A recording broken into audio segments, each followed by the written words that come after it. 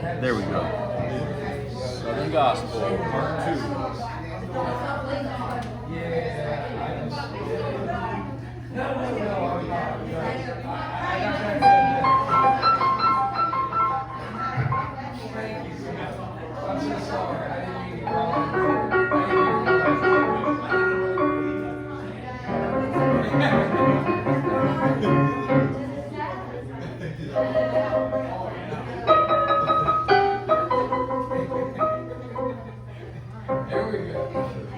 We're going to have a part 2 now. Part 2.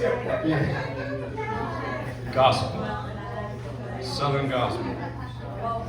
So, I have to switch flip a switch in my brain to go from classical to gospel. So, start with some slower gospel songs. I don't sing. I wish I could sing, but oh no, is everyone leaving? No, it's okay. So, here is a Mosey Lister song called "Where No One Stands Alone." How about a little happy day? I can do that. Yeah, I can do that later. I know that. So that's good. This is "Where No One Stands Alone." Mosey Lister wrote this when he was 34. I just read this and I'm 34, so I thought that's a cool coincidence. And he was lost in his life. He was feeling very lonely. And I read he was driving somewhere in northern Georgia on a rural road at night, and this song just came to his head. And there's a lot of people sing it: Merle Haggard, Elvis, everyone. So "Where No One Stands Alone" by Mosey Lister.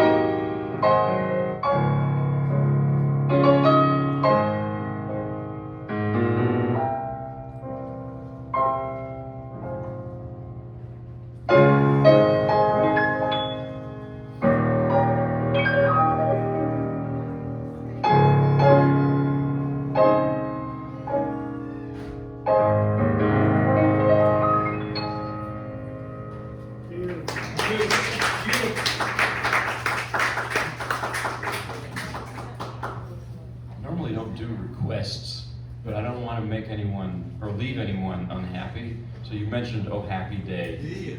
Oh, happy day. Let's see. I might try it. Okay, I'm not guaranteeing it. 'Cause I didn't prepare it, but let's see what happens.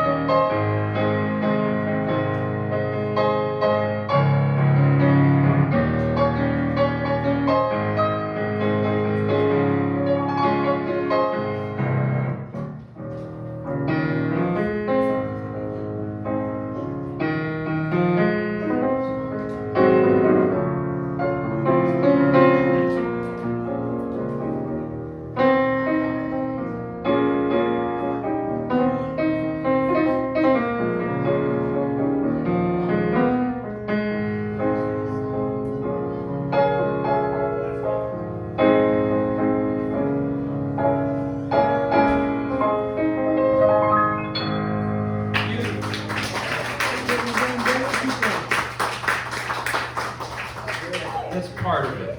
That's like well, I've played it before. It's just I hadn't practiced it. So here's another more meditative one.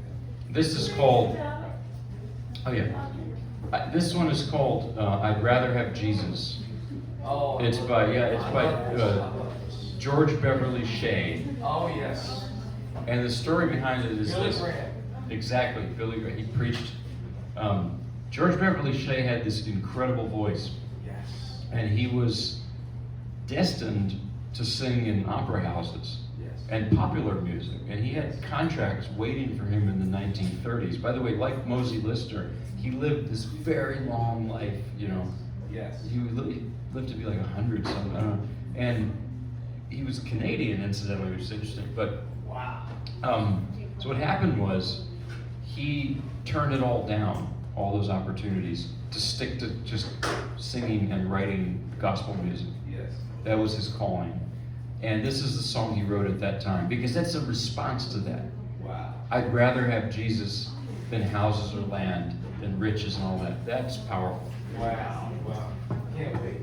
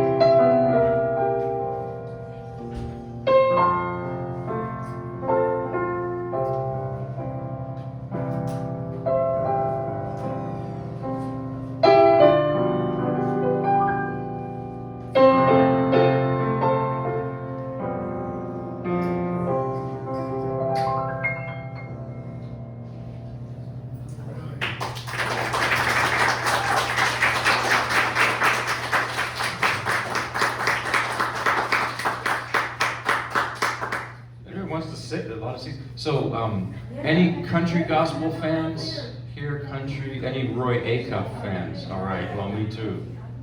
So, I'm gonna actually try to imitate Roy Acuff's voice, his accent, and he had this thick country Tennessee accent, which is a little bit like the country North Carolina accents that my small kids are picking up. We were driving the other day, and my son Max said, we live in Alamance in Heaven, and my son says, however. I said, where did you get that from? I grew up in New Jersey. We were at Walmart, and my son Max, he's just talking more and more. He says, what are those things called? It's a thing they serve at Waffle House. Oh, hash. He says hash browns.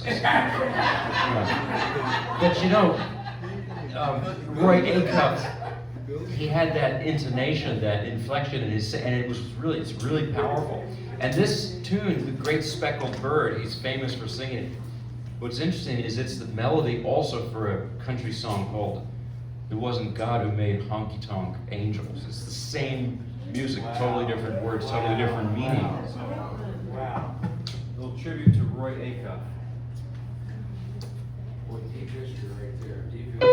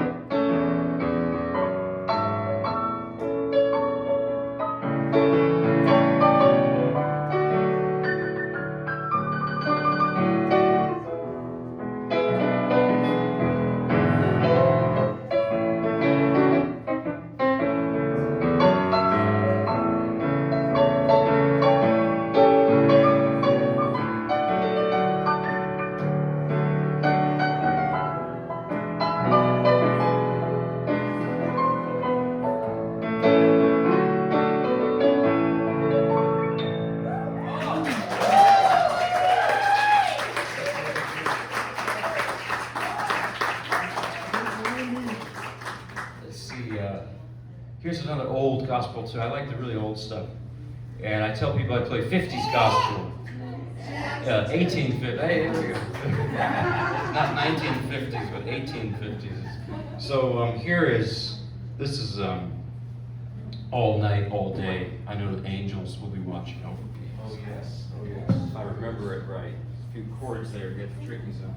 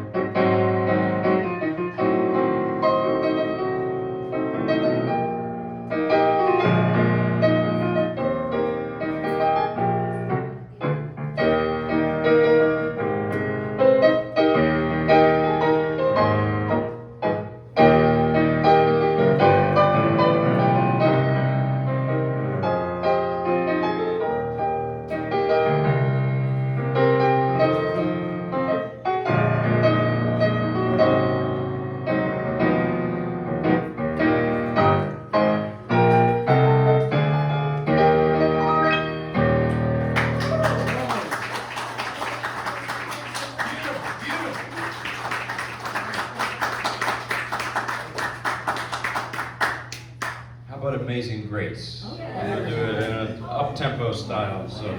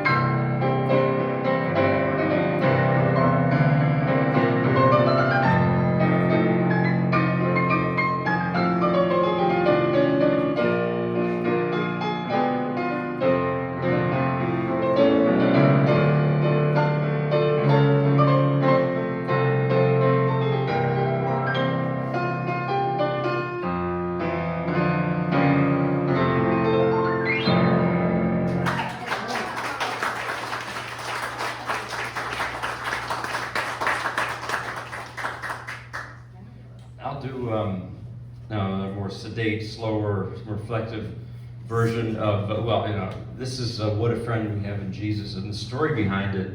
I haven't been telling all the stories. I forgot, Amazing Grace was written by a guy who was in the business of trading slaves. He was part of the slave trade, and then he had this conversion experience and stopped, and he realized how evil that was, and he wrote Amazing Grace, John Newton.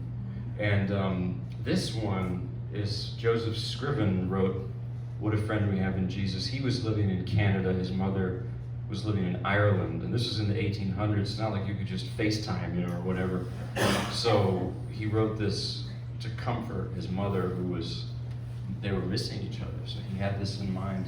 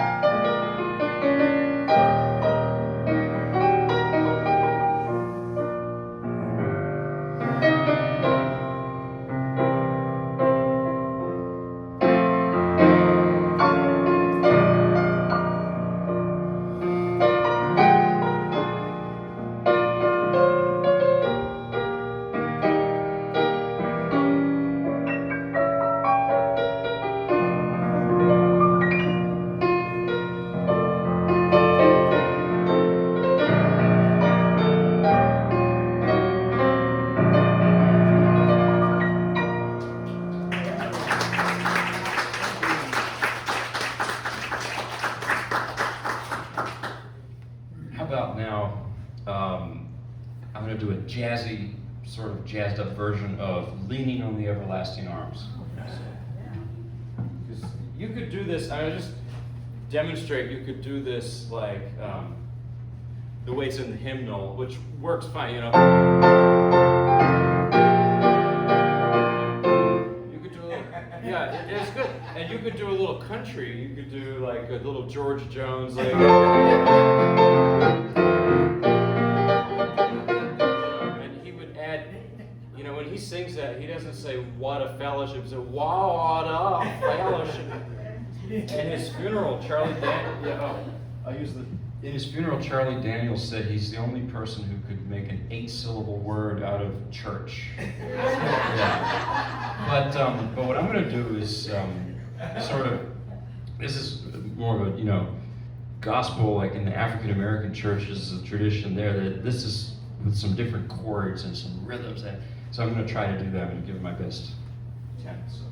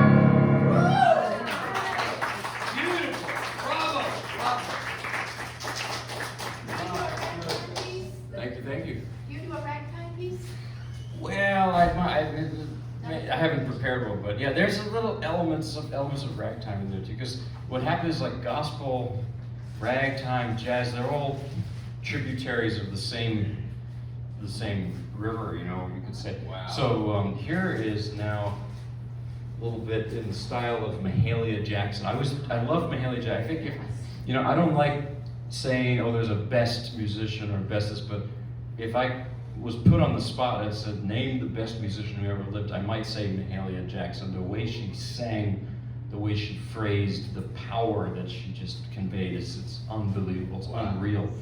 And I played something like this somewhere. I did a whole classical program. I said, now I'm going to play something in the style of Mahalia Jackson, and someone laughed in the back. I got really upset, but then I thought, oh, did you think I said Michael Jackson? Well, nothing wrong with Michael Jackson's music, but it's just it's totally different. I mean, Mahalia Jackson is old school gospel singer. She was from New Orleans, spent most of her life in Chicago, developing the gospel scene Wow. there.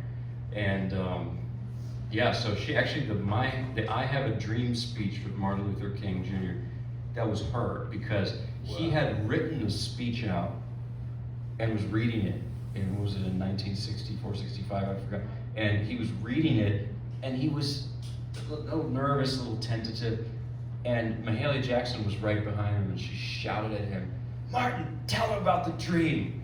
And then he just put away his notes and did that. Wow. It's incredible. Wow. So she, you know, was, Wow. and the suffering she went through in her life is enormous. It's just, you know, but so I'm gonna try to emulate how she does, how she would sing "Down by the Riverside." That's an old spiritual. Oh my gosh, I love this song. I love this song. I love It's this a great song. song. Are you gonna sing it too? No, I can't sing. If you want to sing, feel free to sing, but I can't do it.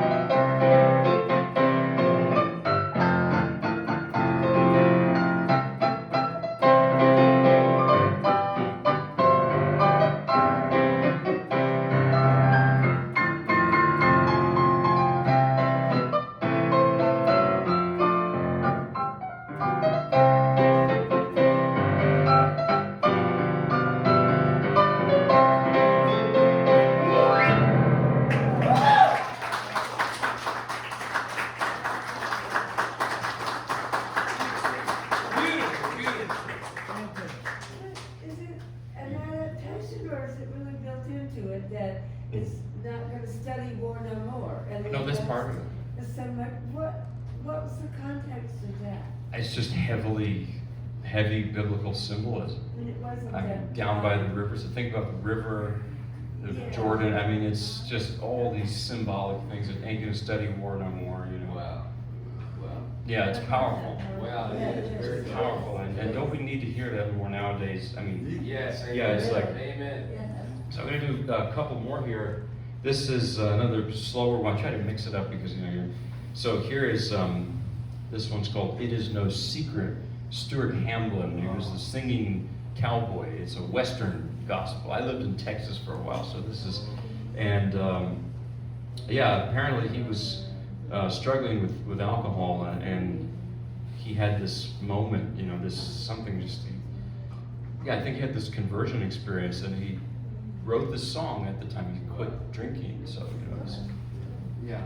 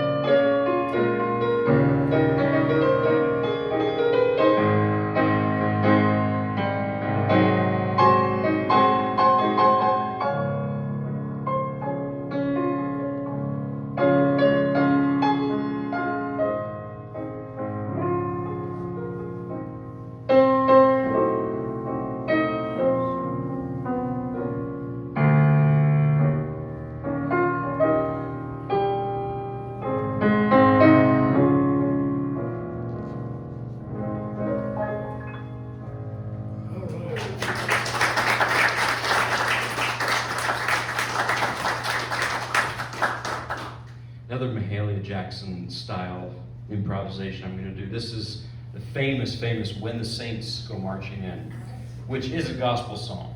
It started out, it's an African American spiritual. It was sung during the dark period of America's history, slavery, and it was sung very slowly.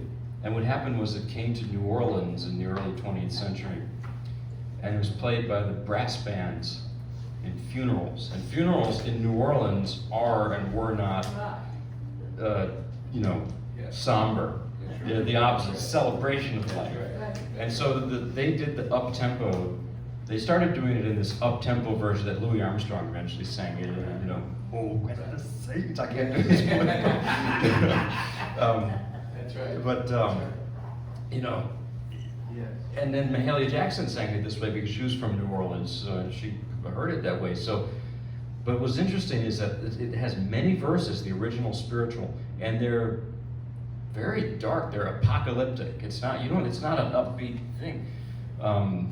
And then, of course, this spiritual played by the brass bands in New Orleans, that's really where jazz starts. Right. You could say that. So Right. here's, so here it is.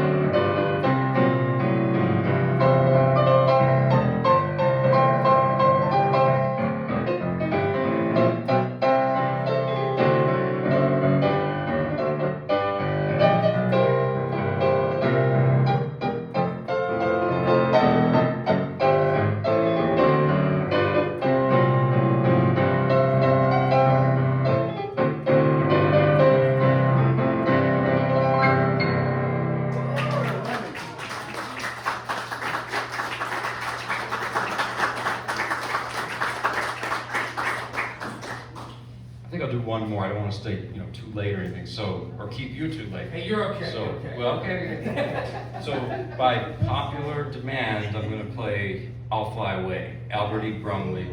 I'm going to do this in a charged Jerry Lee Lewis style. And one word about Jerry Lee Lewis, who died not so long ago, a couple years ago, a year and a half ago.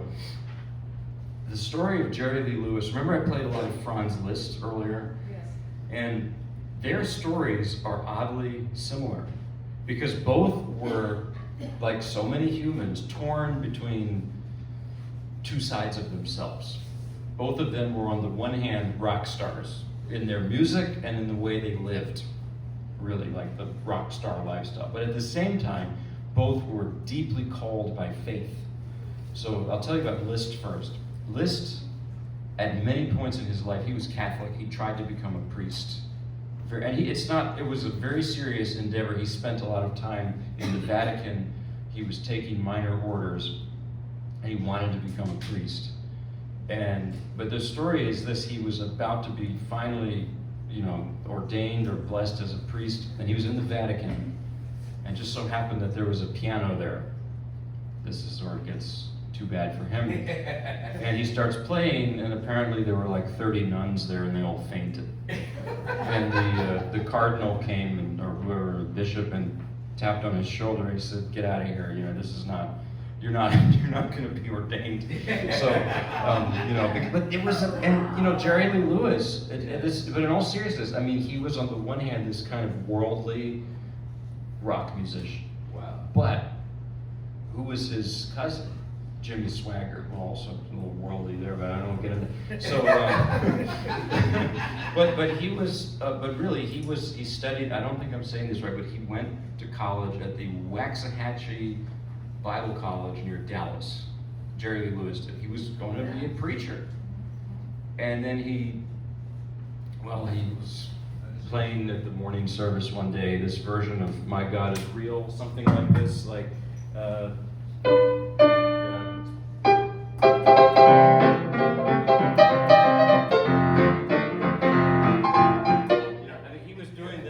This like boogie woogie, and this is so crazy how history repeats itself. The headmaster, whoever the minister, kicked him out. He threw him out of school.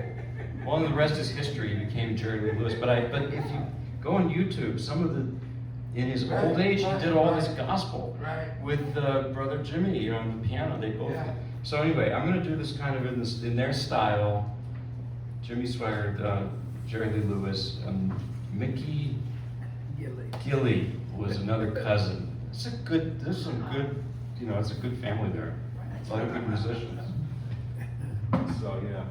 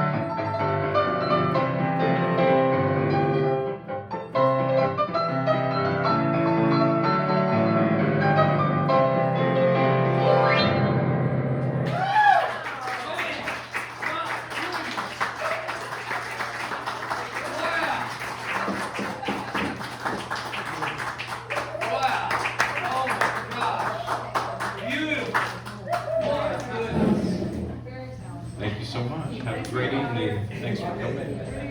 Thanks for having me. Oh my goodness gracious. Okay, so how do I get in touch with you? Oh, hey, thank you very much. Thanks for coming. Great to see you. There's no words. Because There really is. There's no words. to the There's no words. senior center that's Oh, yeah. downtown. Oh, I bet. Yeah. And, He leaves me speechless. what's Oh my your gosh. arrangement? How do you do that? Well, I mean, I can do it. Yeah. Oh, yeah. Here, let me turn this thing up.